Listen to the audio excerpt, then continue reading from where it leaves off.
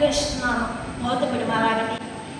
ബഹുമാനപ്പെട്ട വൈദിക ശ്രേഷ്ഠൻ, പ്രിയപ്പെട്ട മാതാപിതാക്കളെ, സഹോദരങ്ങളെ, പരിശുദ്ധാത്മ ആവാസത്തിലൂടെ മഹത്വീകരണത്തിന്റെ ധന്യതയിലൂടെ മധ്യസ്ഥകളോടുകൂടി കൂടിയുള്ള വാങ്ങിപ്പിന്റെ വിശുദ്ധിയിലൂടെ യാത്ര ചെയ്ത് വീണ്ടും ഒരു പുണ്യദിനത്തിലേക്ക് വിശുദ്ധ ദൈവമാതാവിന്റെ വാങ്ങിപ്പ് പെരുന്നാളിന് ശേഷം വരുന്ന രണ്ടാം ഞായറാഴ്ചയിലേക്ക് നാം കടന്നു വന്നിരിക്കുകയാണ്. ഇന്ന് പരിശുദ്ധ സഭ ഈ ഒരാഴ്ചയെ പ്രത്യേകമായി യുവജനവാരമായി വേർതിരിച്ചിരിക്കുന്നു. ഇന്ന് നാം വായിച്ചു കേട്ട ഏവങ്കേലിയൻ ഭാഗം വിശുദ്ധ ലൂക്കോസ് എഴുതിയ സുവിശേഷം 11-ാം അധ്യായം 9 മുതൽ 20 വരെ ഉള്ള വാക്യങ്ങളാണ്. വിശുദ്ധ ലൂക്കോസ് എഴുതിയ സുവിശേഷം 11-ാം അധ്യായം 9 മുതൽ 20 വരെയുള്ള വാക്യങ്ങൾ. ഈ വേദഭാഗം നമ്മോട് പ്രധാനപ്പെട്ട രണ്ട് ചിന്തകളാണ് പങ്കുവയ്ക്കുന്നത്. ഒന്നാമതായിട്ട്, യാചിച്ചുകൊണ്ടിരിപ്പീൻ, അന്വേഷിച്ചുകൊണ്ടിരിപ്പീൻ, മുട്ടിക്കൊണ്ടിരിപ്പീൻ. യാചിച്ചുകൊണ്ടിരിപ്പീൻ, അന്വേഷിച്ചുകൊണ്ടിരിപ്പീൻ, മുട്ടിക്കൊണ്ടിരിപ്പീൻ. ആസ്ക്, ഫൈൻഡ് ആൻഡ് നോക്ക്. യാചിക്കുക, അന്വേഷിക്കുക, നിരന്തരമായി വാതിലിൽ മുട്ടുക എന്നീ സൂചകങ്ങളിലൂടെ പ്രാർത്ഥനയെക്കുറിച്ച് കർത്താവ് ഇവിടെ സൂചിപ്പിക്കുന്നു. വിശുദ്ധ ലൂക്കോസ് 11-ാം അധ്യായം 9-ാം വാക്യത്തിൽ ഇപ്രകാരം പറയുന്നു: യാചിപ്പീൻ, എന്നാൽ നിങ്ങൾക്ക് കിട്ടും; അന്വേഷിപ്പീൻ, എന്നാൽ നിങ്ങൾ കണ്ടെത്തും; മുട്ടുവീൻ, എന്നാൽ നിങ്ങൾക്ക് തുറക്കപ്പെടും. ഈ വാക്യത്തിൽ പ്രാർത്ഥനയുടെ ഫലസിദ്ധിയെക്കുറിച്ചുള്ള കർത്താവിന്റെ വ്യവസ്ഥകളാണ്. തുറക്കപ്പെടണം, കണ്ടെത്തണം, ലഭിക്കണം എന്ന് ആഗ്രഹമുള്ളവന്റെ ഭാഗത്തു നിന്ന് നടപ്പിലാകേണ്ട വ്യവസ്ഥകൾ. മുട്ടിക്കൊണ്ടിരിക്കണം, അന്വേഷിച്ചുകൊണ്ടിരിക്കണം, യാചിച്ചുകൊണ്ടിരിക്കണം. എന്താണ് നാം ഇവിടെ യാചിക്കേണ്ടത്? പിതാവിന്റെ ഇഷ്ടനിർവഹണത്തിന് പ്രാർത്ഥനയിൽ യാചിക്കുക. 1 ശമൂവേൽ 1-ാം അധ്യായത്തിൽ നാം ഹന്നായെ കുറിച്ച് വായിക്കുന്നുണ്ടല്ലോ. ഹന്ന ഹൃദയം കൊണ്ട് ദൈവത്തോട് സംസാരിച്ചു. അവളുടെ ഹൃദയം യഹോവയുടെ സന്നിധിയിൽ പകരുകയത്രേ ചെയ്തത്. അങ്ങനെ ഹൃദയം കൊണ്ട് യാചിച്ചപ്പോൾ ഹന്നായിക്ക് ശമൂവേൽ എന്ന മകനെ ലഭിച്ചു. ആ മകൻ പിന്നീട് പ്രവാചകനായി തീർന്നു. എന്താണ് നാം ഇവിടെ അന്വേഷിക്കേണ്ടത്? പുറപ്പാട് 33-ാം അധ്യായം 15-ാം വാക്യത്തിൽ മോശെ പ്രകാരം പറയുന്നു: നിന്റെ സാന്നിധ്യം ഞങ്ങളോടുകൂടെ പോകുന്നില്ല എങ്കിൽ ഞങ്ങളെ ഇവിടെ നിന്ന് കൊണ്ടുപോകരുതേ. തന്റെ ലക്ഷ്യസ്ഥാനത്തേക്കാൾ മോശെ ഇവിടെ അന്വേഷിച്ചത് ദൈവത്തിന്റെ സാന്നിധ്യമായിരുന്നു. ഇന്ന് ഞാനും നിങ്ങൾ മടങ്ങുന്ന സമൂഹം എന്തിനു വേണ്ടി അന്വേഷിക്കുന്നു? എന്റെയും നിങ്ങളുടെയും ഓട്ടം എന്തിനാകുന്നു? പണം, പ്രശസ്തി, അധികാരം, വിജയങ്ങൾ, മറ്റുള്ളവരുടെ അംഗീകാരം മുതലായവയ്ക്കോ? അതോ നാം യഥാർത്ഥത്തിൽ ദൈവത്തെ ഇവിടെ അന്വേഷിക്കുന്നുവോ? വിശുദ്ധ മത്തായി എഴുതിയ സുവിശേഷം 16-ാം അധ്യായം 26-ാം വാക്യത്തിൽ ഇങ്ങനെ പറയുന്നു: ഒരുവൻ സർവ്വലോകവും നേടിയാലും തന്റെ ആത്മാവിനെ നഷ്ടപ്പെടുത്തിയാൽ അവന് എന്ത് പ്രയോജനം? ഒരുവൻ സർവ്വലോകവും നേടിയാലും തന്റെ ആത്മാവിനെ നഷ്ടപ്പെടുത്തിയാൽ അവന് എന്ത് പ്രയോജനം? പ്രിയമുള്ളവരെ, നാം അന്വേഷിക്കേണ്ടത് അനുഗ്രഹത്തിന്റെ ഉറവിടമായ ദൈവത്തെയാണ്. പിതാവിന്റെ രാജ്യവും നീതിയുമാണ്, ദൈവതിരുഹിതമാണ്. നാം എന്തായി തീരണമെന്ന് അവിടുന്ന് ആഗ്രഹിക്കുന്നു എന്നുള്ളതാണ് നാം ഇന്നത്തെ കാലഘട്ടത്തിൽ അന്വേഷിക്കേണ്ടത്. ദൈവത്തെ അന്വേഷിക്കുന്നവനെ അവൻ ഒരു നാളും കൈവിടുകയില്ല എന്ന് തിരുവചനം നമ്മെ ഓർമ്മിപ്പിക്കുന്നു. എവിടെയാണ് നാം മുട്ടേണ്ടത്?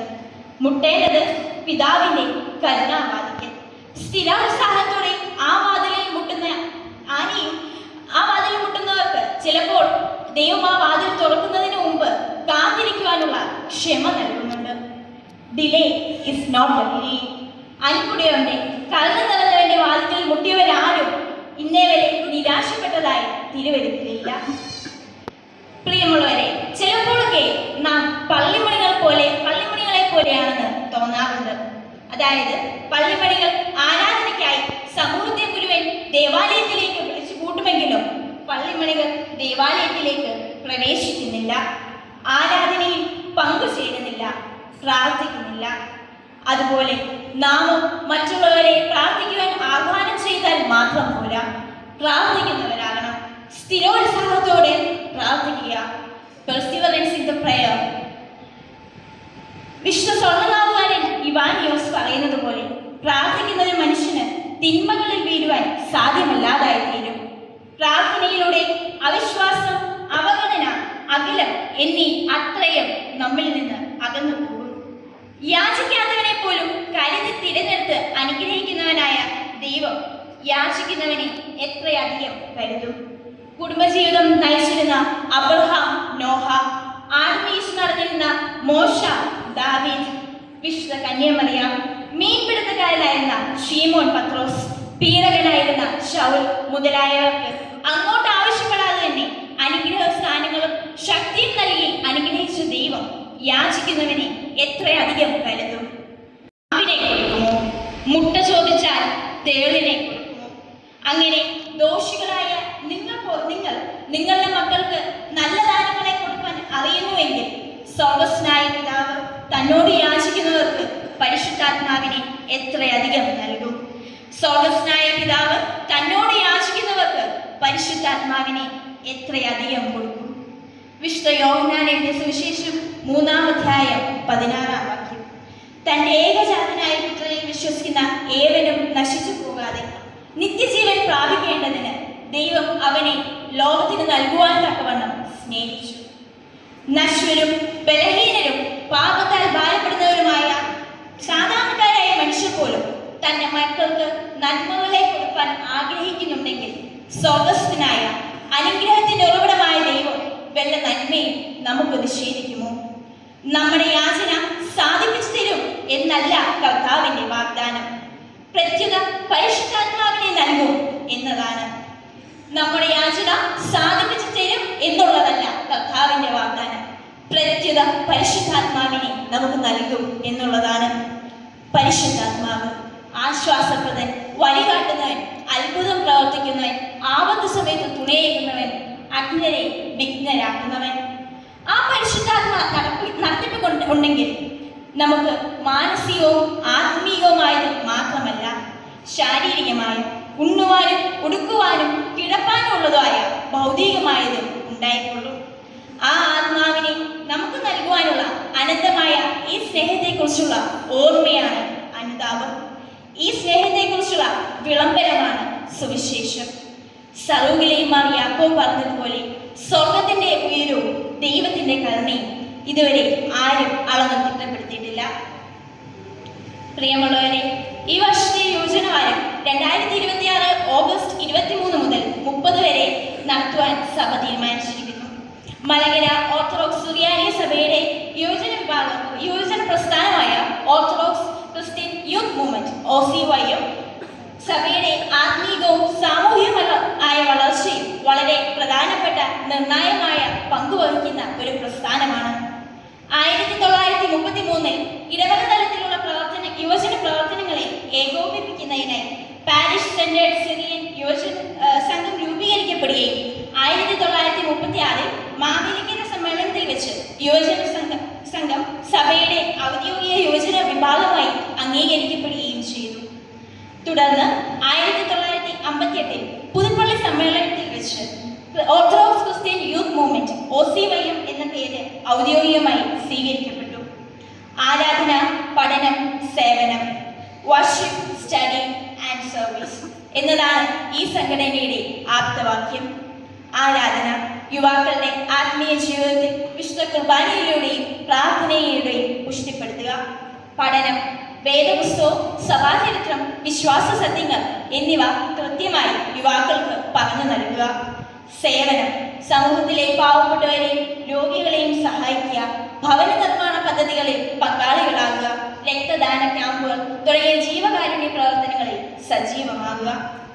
ഇന്ന് ലോകമെമ്പാടുമുള്ള നമ്മുടെ ഇടവകയിൽ 18-നും 40-നും ഇടയിൽ മധ്യ പ്രായമുള്ള യുവതി യുവാക്കൾ പ്രവർത്തിച്ചു വരുന്ന ശക്തമായി നിലകൊള്ളുന്ന ഒരു പ്രസ്ഥാനമായി OCYM മാറിക്കഴിഞ്ഞിരിക്കുന്നു. ഇന്ന് ഇതിന്റെ പ്രസിഡന്റായി അഭിമന്യ ഡോക്ടർ ഗീവർഗീസ് മാർ യൂലിയോസ് മെട്രോപൊളിറ്റയും സെക്രട്ടറിയായി റവറൻഡ് ഫാദർ ബിജു ഏലിയാസ് അച്ഛനും പ്രവർത്തിച്ചു വരുന്നു.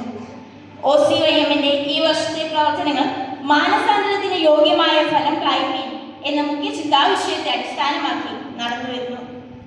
പ്രിയപ്പെട്ടവരെ, വില്യം ഷേക്സ്പിയറിന്റെ the two gentlemen of Verona എന്ന ഒരു പ്ലേയിൽ വളരെ പ്രസിദ്ധമായ ഒരു വരിയുണ്ട്. Youth is full of pleasance and age is full of care. യുവത്വം ആനന്ദവും ഉന്മേഷവും നിറഞ്ഞതാണ്, വാർദ്ധക്യം ഉത്തരവാദിത്വങ്ങളും അനുഭവങ്ങളും നിറഞ്ഞതാണ്.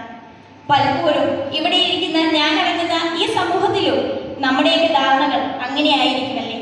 എന്നാൽ തിരുവചനം ഇവിടെ നമ്മോട് പറയുന്നു. വിശുദ്ധ പൗലോസ് ശ്ലീഹ തിമോഥെയോസിന് എഴുതിയ 1-ാം ലേഖനം 4-ാം അധ്യായം 12-ാം വാക്യം, നിന്റെ യൗവനം ആരും തുച്ഛീകരിക്കരുത്. വാക്കിലും നടപ്പിലും സ്നേഹത്തിലും വിശ്വാസത്തിലും നിർമ്മലതയിലും വിശ്വാസികൾക്ക് മാതൃകയായിരിക്കുക. നിന്റെ യൗവനം ആരും തുച്ഛീകരിക്കരുത്. വാക്കിലും നടപ്പിലും സ്നേഹത്തിലും വിശ്വാസത്തിലും നിർമ്മലതയിലും വിശ്വാസികൾക്ക് മാതൃകയായിരിക്കുക.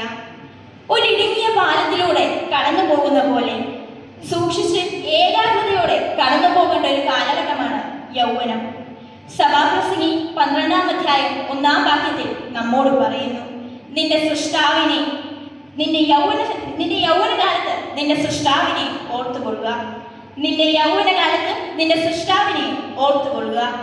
പ്രിയമുള്ളവരെ, യുവത്വത്തിന്റെ ഈ പാലം കടക്കുമ്പോൾ ലോകത്തിന്റെ ആകർഷണങ്ങളല്ല കൈകളിൽ വേണ്ടത്, മറിച്ച് ഹൃദയത്തിൽ ദൈവവചനത്തിന്റെ വിശ്വാസവും ദൈവത്തിന്റെ വചനവും കാലുകളിൽ വിശ്വാസത്തിന്റെ ഉറപ്പുമാണ് നമുക്ക് വേണ്ടത്.